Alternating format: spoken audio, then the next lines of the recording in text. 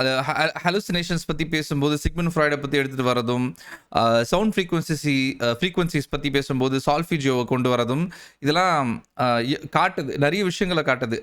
எவ்வளவு மெனக்கெட்டிருக்காங்க, எவ்வளோ ஒர்க் போட்டிருக்காங்க இந்த படத்தை எழுதும்போதுன்றதை வந்து நிஜமாலே காட்டுது. அது வந்து இந்த படத்துக்கு ஒரு பெரிய ஸ்ட்ரென்த்தாகவே அமையும்.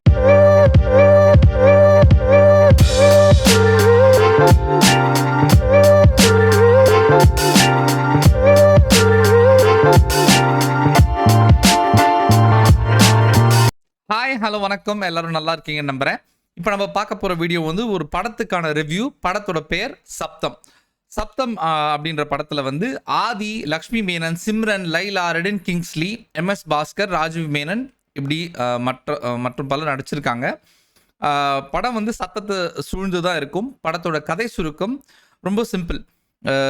ஒரு காலேஜில் 2-3 தற்கொலைகள் நடக்கும். அது தற்கொலையா கொலையா அப்படின்றத வந்து இன்வெஸ்டிகேட் பண்ண வராரு நம்மளோட கதையின் ப்ரொட்டாகனிஸ்ட், அதாவது ஹீரோ.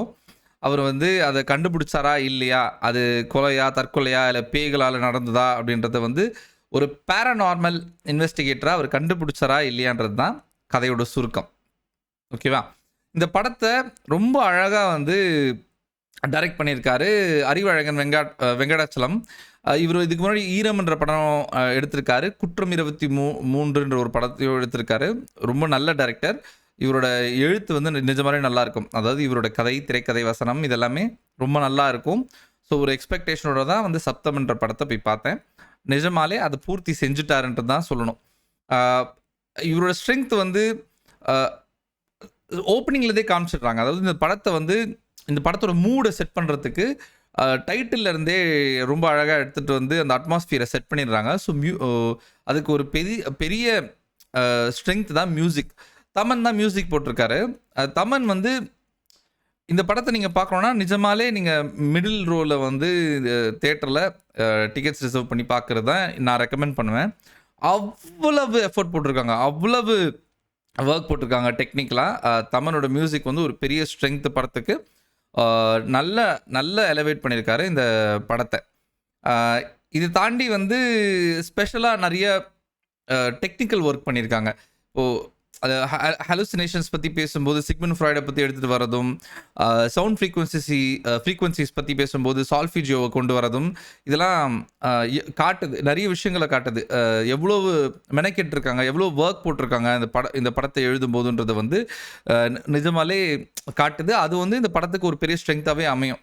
ஸ்க்ரீன் பிளே வந்து ஃபர்ஸ்ட் ஹாஃபில் இருந்த பேஸ் வந்து செகண்ட் ஹாஃபில் இல்லை. செகண்ட் ஹாஃபில் கொஞ்சம் பயங்கரமாக இழுத்துட்டாங்க. அது இழுக்காமல் இருந்திருந்தாலே வந்து நிஜமாலே படம் வந்து என்ன கேட்டிங்கன்னா ஒரு பிளாக் பஸ்டர் தாண்டி போயிருக்கும்னு நான் நம்புகிறேன். ஒரு ப்ராப்பர் ஹாரர் த்ரில்லரை எடுத்திருக்காங்க. ஆப்வியஸ்லி யூசர்டிஃபைட். எல்லாரும் பார்க்க வேண்டிய படம். நல்ல படம். ஆனால் உங்களுக்கு வந்து எபிலெப்சியோ இல்லை வந்து சவுண்ட் ரிலேட்டட் கண்டிஷன்ஸ் ஏதாவது இருந்துச்சுன்னா நீங்கள் வந்து அதாவது மிசோஃபோனியா அந்த மாதிரி கண்டிஷன்ஸ் இருந்துச்சுன்னா நீங்களாம் இதை அவாய்ட் பண்ணிடணும். ஏன்னா நிறைய சீஷர்ஸ் கொடுக்கக்கூடிய சவுண்ட் எஃபெக்ட்ஸும் விஷுவலைசேஷன்ஸும் கண்டிப்பாக படத்தில் இருக்குது. அவங்கள தவிர மற்றது எல்லாருமே பார்க்கலாம். ரொம்ப நல்ல கதை. சரியா?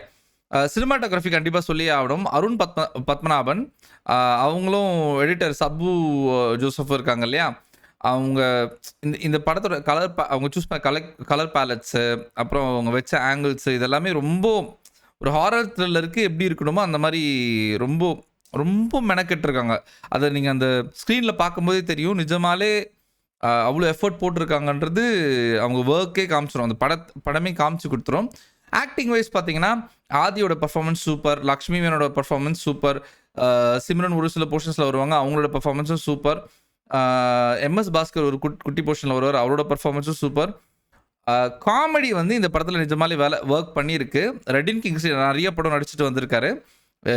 நிறைய படம் ரிலீஸ் ஆயிருக்கு இந்த மாதமே. அவருக்கு எதுலையுமே காமெடி அவருக்கு ஒர்க் அவுட் ஆகலை. ஆனால் இந்த படத்தில் ஒர்க் அவுட் ஆகிருக்கு. ஏன்னா எந்த காமெடியும் ஃபோர்ஸ்டாக இருக்காது. அந்த சுச்சுவேஷனுக்கு ஏற்ற மாதிரி அமைஞ்சிருக்கும். ஒரு கேஷுவல் கான்வர்சேஷனாக அமைஞ்சிருக்கிறதுனால காமெடி நிஜமாலே சூப்பராக ஒர்க் ஆகிருக்கு. சரியா? இதில் வந்து எனக்கு பிலீவபிளாக இல்லாத ஒரு கேரக்டர் அந்த லைலாவோட கேரக்டர் தான். லைலாவோட கேரக்டர் இன்னும் கொஞ்சம் பெட்டராக எழுதியிருக்கலாமோ அப்படின்னு எனக்கு தோணுச்சு. அப்புறம் செகண்ட் ஹாஃப் ஸ்க்ரீன் பிளே கொஞ்சம் ஃபோக்கஸ் பண்ணியிருக்கலாமோன்னு தோணுச்சு. அதை தாண்டி இதில் குறைகள்னு சொல்கிறதுக்கு நிஜமாலே எதுவுமே கிடையாது. ரொம்ப நல்ல படம், எல்லாரும் பார்க்க வேண்டிய படம். பார்க்க வேண்டியதுக்கான ரீசன்ஸ் நிறைய இருக்குது படத்தில். நீங்கள் எல்லாரும் தியேட்டருக்கு போயிட்டு இதை லைக் கண்டிப்பாக சப்போர்ட் பண்ணணும்னு நான் நம்புகிறேன். இந்த மாதிரி படங்களை நம்ம ஆதரிச்சாதான் தொடர்ந்து இந்த இந்த ஜானரை வந்து அப்ரோச் பண்ணுவாங்க, இன்னும் நல்லா பெட்டராக எடுக்க முயற்சி பண்ணுவாங்க. அதுக்காக கண்டிப்பாக இதை சப்போர்ட் பண்ணணும். இதுதான் என்னோட ஓவரால் ரேட்டிங் இந்த படத்துக்கு வந்து 3.5/5ன்னு வச்சுக்கலாம். ஏன்னா செகண்ட் ஹாஃபில் வந்து கொஞ்சம் ஸ்க்ரீன் பிளேல கோட்டை விட்டுட்டாங்க. அதை தாண்டி வேறு நான் சொல்கிறேன் குறைகள்னு சொல்கிறதுக்கு பெருசாக ஒன்றும் இல்லை இந்த படத்தில். ஸோ உங்களுக்கு வந்து இந்த படம் போய் பாருங்கள், பார்த்துட்டு பிடிச்சிருக்கா இல்லையானு வந்து சொல்லுங்கள், கமெண்ட்ஸில் சொல்லுங்கள். இந்த ரிவ்யூ வந்து உங்களுக்கு பிடிச்சிருக்கா இல்லையானு சேர்த்து சொல்லுங்கள். ஏதாவது ஆட் பண்ணணும், ஃபீட்பேக்ஸ் ஏதாவது வச்சுருந்தீங்கன்னா அதையும் சேர்த்து சொல்லுங்கள், நம்ம ஆட் பண்ணிடலாம். லைக் பண்ணுங்கள், ஷேர் பண்ணுங்கள், சப்ஸ்கிரைப் பண்ணுங்கள், கமெண்ட் பண்ணுங்கள். நான் உங்களை அடுத்த வீடியோவில் சந்திக்கிறேன். அது வரைக்கும் பாய்.